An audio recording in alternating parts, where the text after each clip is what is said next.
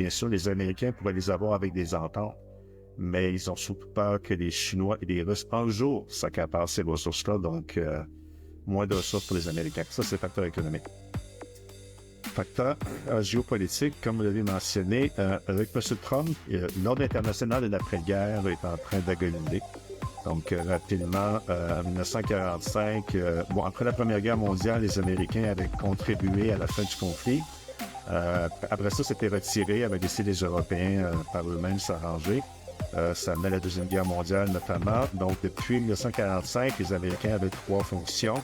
Donc, ils assuraient la sécurité en Europe occidentale, s'assurait aussi d'assurer un ordre international.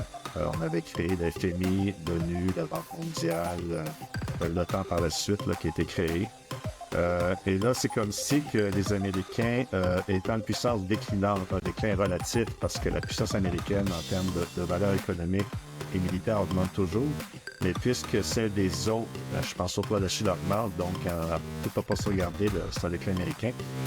Donc là, les Américains s'aperçoivent que finalement, ils ont moins d'influence qu'il y a peut-être 50 ans, sur une grande perspective.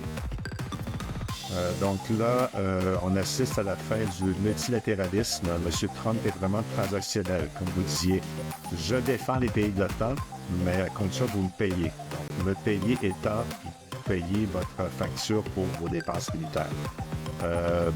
Cela dit, d'un point de vue strictement politique, ce que font les Européens actuellement, d'assumer davantage leur défense, parce que ce sont des pays riches en Europe, c'est essentiellement ce que disait Charles de Gaulle dans les années 50 et 60. On ne peut pas se fier à long terme sur les Américains pour nous défendre, d'où la bombe nucléaire française, l'autonomie stratégique française qui a été hors du commandement militaire de l'OTAN pendant des décennies.